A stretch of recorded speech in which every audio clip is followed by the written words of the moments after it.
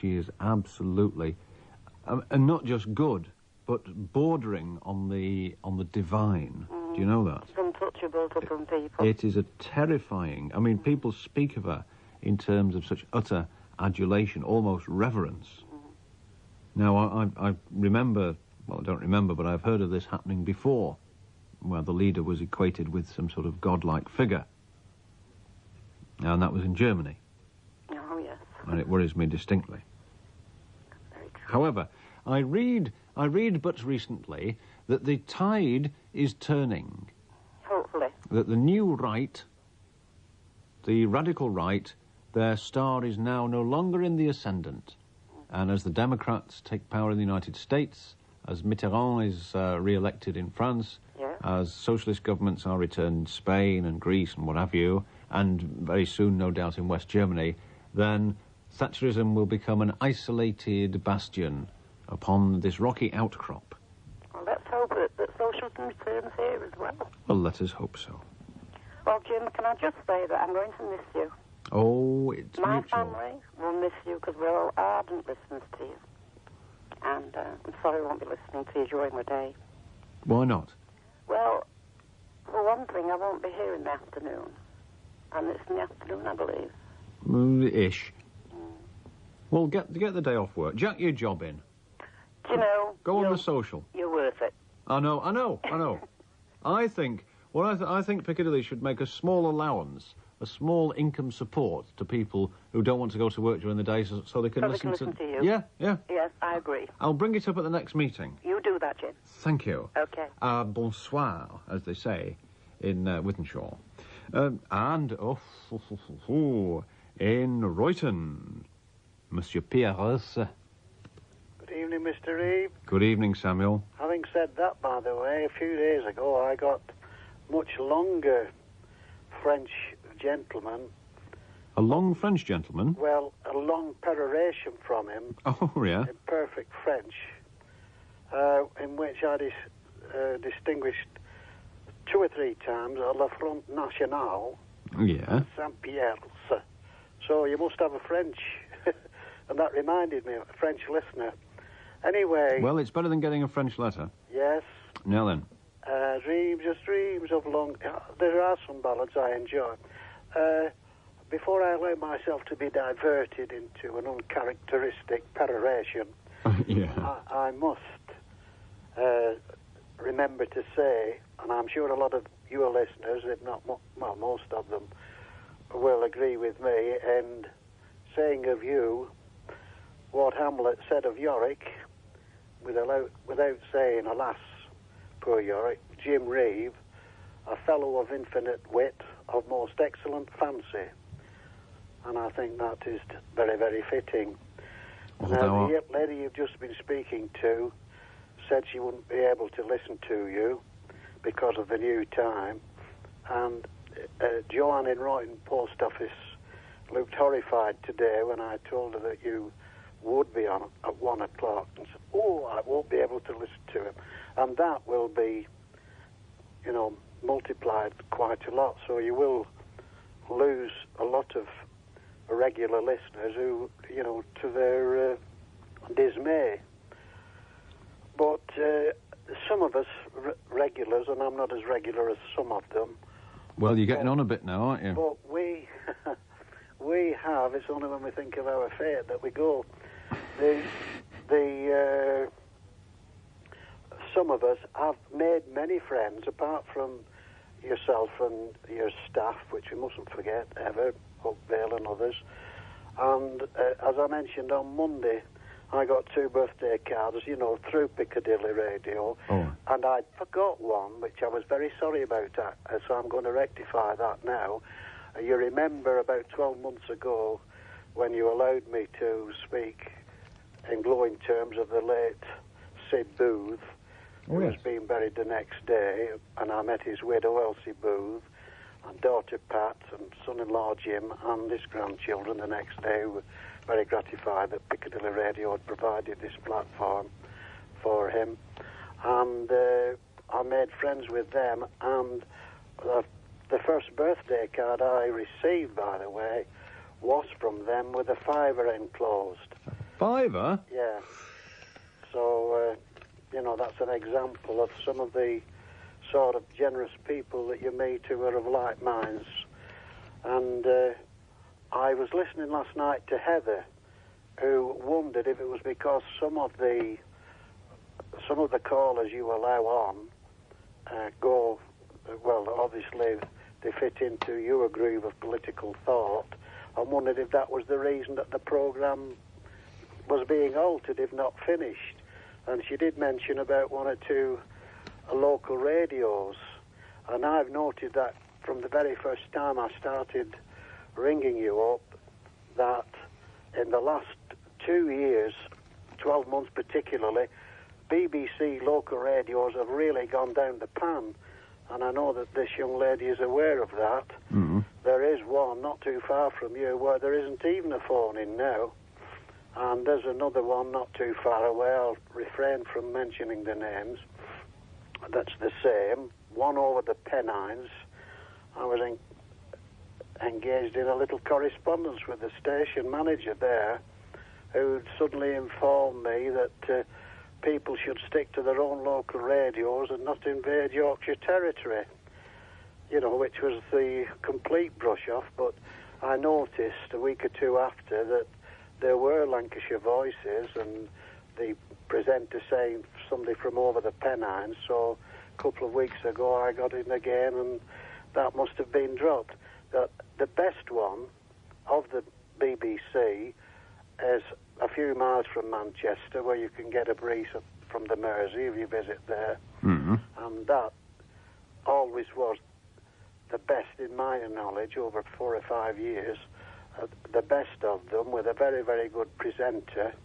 But even that, the time lag, between going on, I'm not going to say this is the particular radio I mean now, but at one time, a few years ago, I've rung up at 12 o'clock and said I was going out, I'll be back at 11:45, and I've been rung up. Those days have gone. But it has, and it surprised me very much, because like local newspapers and national and regional newspapers, the proprietors know that their bread is buttered by their advertisers, and that is why the columns are not as open to real left-wing views as to the right. And you would think that this would obtain too with radio, which is not BBC, and dependent, of course, upon advertisers. But I can say with deep feeling that it has been possible to come on Piccadilly Radio and say things which would have caused 1 or 2 heart attacks on BBC Radio. And that is something to be remembered. It's unfortunate that you won't have the same listenership, people who are, well, it's a vast one because people are home from work and all the rest of it. The others now, unfortunately, will lose the benefit of your very, very excellent programme. So, Samuel, you are too kind. No, I'm speaking very, very genuinely there. I know there may be the opportunity, as Upvale said, but it won't be the same. But I'm not used to telling jokes over your programme, but when you spoke about the Archbishop of Canterbury, it did remind me of one I heard quite a long time ago, where a stallion had dropped dead outside a nunnery, and a great crowd gathered around. This has got all the ingredients, yeah? Mainly of the feminine sex, and the police couldn't deal with it, so the superintendent, a man of long experience, came up and said, "What's the matter?" They said, "Well, it's how he's died. Apparently they must die showing their sex." So the superintendent said, "This is why you buggers will never be anything but just coppers." I did a quick surgical job and tossed it over the nunnery wall. Oh. A few hours later, the 2 or 3 novice nuns and the Mother Superior walking by, and incidentally, what I said about the way they die made me believe there was something in that mortuary attendant's tale, who told me that he always noticed that old men came into the mortuary with a smile on their faces, as though in the last moments they'd been visited by an old friend. long-lost old friend. Anyway, the young novices said, "Oh, look at this." The Mother Superior looked and said, "Good heavens, the Archbishop of Canterbury's been assassinated." Oh, dear me. How dare you? How dare you speak that way? 20 minutes to 12. Of people of the cloth. Anyway, I think I'll get off now and give room for some of your other, people who do want to speak to you. But if I don't speak to you again or get on Piccadilly, I've appreciated thoroughly the length of time you have given me, the friends I've made, and also the enemies who actually pay bigger tributes to what you've said than the friends who agree with you. OK? Samuel, thank you very much for your contribution, sir. Cheerio. Take very good care of yourself. All the best. I hope that we do speak again. Bye. I tell you what, we'll have a record now, Sam. Yep. You heard a little extract from it in the 11 o'clock news. It's called Leave Us Alone, and it is, I'm not sure they're all in it, but it is essentially by the National Union of Seamen. Oh, very good. Will that suit you? It will indeed. Take care, Sam. Cheers, all the best to you and everybody else connected with Piccadilly Radio. Bye-bye, sir. Bye. I faded rather more subtly, but, I mean, if Glen Medeiros can get to number 1, then there's no limit to where that can get. That's, in actual fact, it's not the entire National Union of Seamen. It's Dave Cotgrave and Leave Us Alone. And the little note which comes with it says, please find enclosed the latest release on the Bold Reprieve label. A talented lyricist from southeast Kent by the name of Dave Cotgrave wrote the song and composed the music in the hope that if he could get a record label to release it, he might be able to help the seamen at present in dispute with their employers. Bold Reprieve, a Kent-based record label, liked the song, and the ball was rolling. Sam McCluskey and John Prescott, MP, were both delighted to feature in the backing vocals, and the end result is a rousing song that is being accepted by the NUS as their way of being heard the length and breadth of the country. The record has attracted a lot of media attention during its preparation. We hope the record fits one of your music programme's style, and we look forward to hearing it in the near future. Well, I doubt whether you've heard us in Hythe or Dover, but there we are. If you want more details, then get in touch. I'll still find a little time during the day to attend to matters of that nature. There you are. Dave Cotgrave, featuring Sam McCluskey and John Prescott, Sam and John, on backing vocals, and Leave Us Alone. The proceeds, I deduce from the sales of that record, go to the National Union of Seamen. So that's all right then. On to more punters, and it's gift time. I was forgetting, the party doesn't actually seem to have really got that swinging, actually. The last hour, they'll all be... Yeah, OK, then, right, smashing. Okie doke, then. Roy Murphy, really? Oh, excellent. Fine, well, he'll... is he bringing a bottle? He'll have one on him, won't he? Right, after this. At the Norway... Hang on, punters, don't despair. Must, first of all, attend to this. Who's this from? Baldrick on Tour, 1988. Amongst some dreadful things is a record, one of those floppy records that you get, and, it's a record, and the title of this disc is A Personal Message About Your New Hornby Train Set from Bernard Cribbins.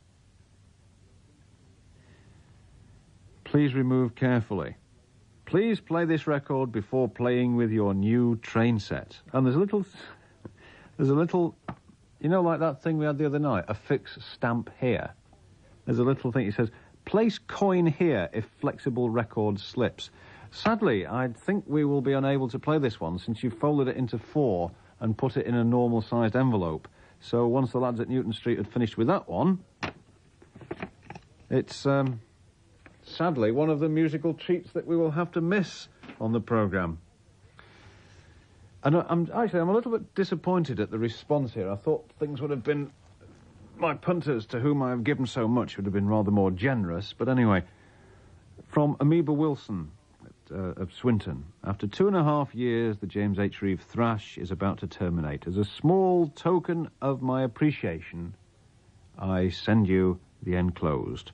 I'm sure it will come in use.